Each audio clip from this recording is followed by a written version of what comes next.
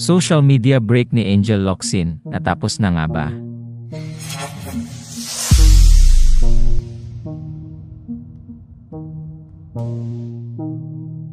Kamakailan ay napag-usapan nina Jobert Socaldito at Chaps Manansala sa kanilang showbiz-oriented vlog na Oras ng Opinyon, Talakayan, at Diskusyon o OOTD ang tungkol sa naging pagbabago sa katawan ni Angel Locsin.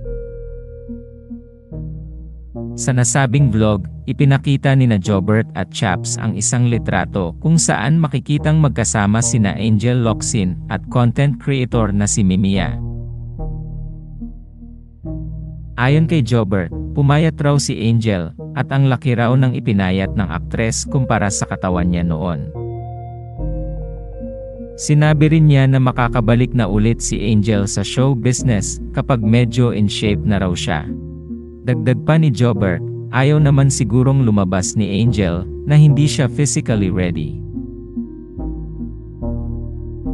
Pero luma na raw ang litrato na itinampok nina Jobert at Chaps sa kanilang vlog.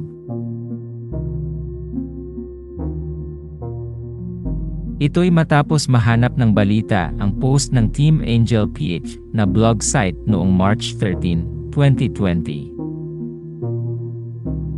Sa blog na may titulong Your Girl Mimia Meets Angel Locsin for the First Time, makikitang nagtagpo ang dalawa sa IV Clinic noong panahong iyon.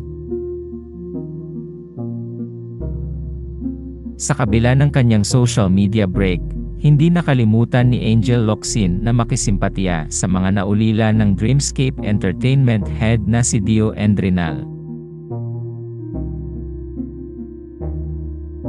Nananatiling tahimik si Angel Locsin dahil tila in-enjoy pa rin niya ang kanyang social media break.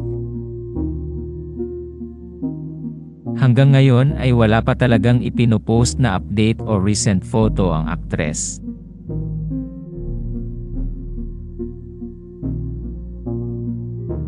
Matatanda ang sinabi ni Dimples Romana sa recent interviews na wala pang intensyong magbalik trabaho ni Angel Locsin at ninanamnam raw muna nito ang kanyang pribadong buhay. Pero tiniyak ni Dimples na maayos ang kanyang kaibigan.